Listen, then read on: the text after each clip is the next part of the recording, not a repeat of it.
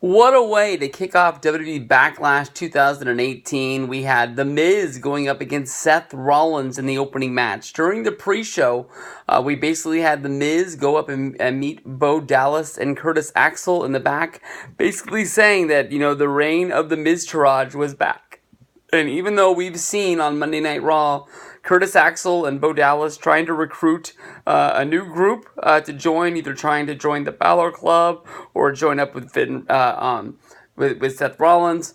The Miz basically put the offer out there, and Curtis Axel was ready to follow, but Bo Dallas said that they were not going to play the sidekick in his movie yet anymore. So once the match comes down to it, basically the story that we're being told is that The Miz is looking to tie the most reigns as Intercontinental Champion. He's looking to get the title back, to bring it over to SmackDown, to then go on and try and break the record for holding the Intercontinental Championship for the most days. That is the story that was set for us. We already know that we've seen two really good matches from Seth Rollins and Finn Balor on Monday Night Raw on the road to WrestleMania, as well as the go-home Monday Night Raw main event before Backlash.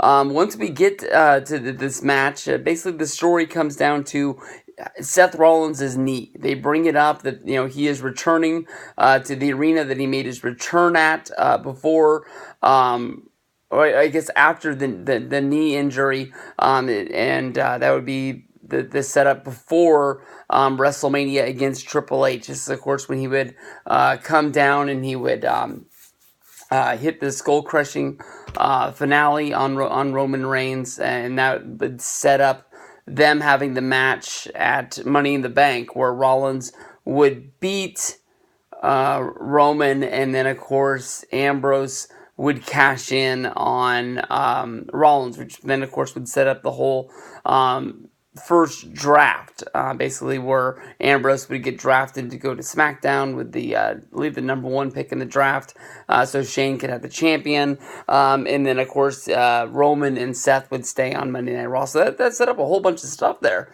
as well as having that really good triple threat, and I think they did that a couple of times to build up the whole Shield thing. Of course, then this year we would get the Shield reunion, but then due to injuries, it never really got off the ground and got to where it wanted to be.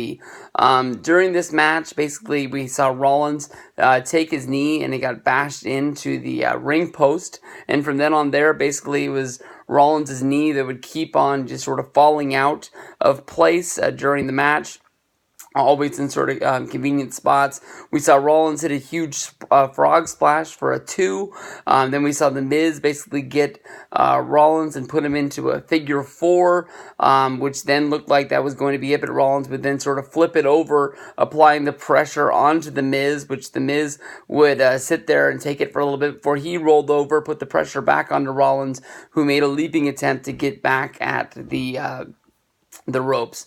I really thought this was a really good match, a really good way to kick off the pay-per-view. We saw Miz hit 2 scroll-crushing finales, but it was not able to be enough before Seth Rollins was able to get the win, keeping the Intercontinental Championship. Rollins, honestly, has been putting on the best matches in the company conveniently for the last few months. Most people were thinking this was going to be match of the night, and for anything to live up to what this match was, it's going to take something like Nakamura versus Styles later on in the show to even compete to see what can live up to that.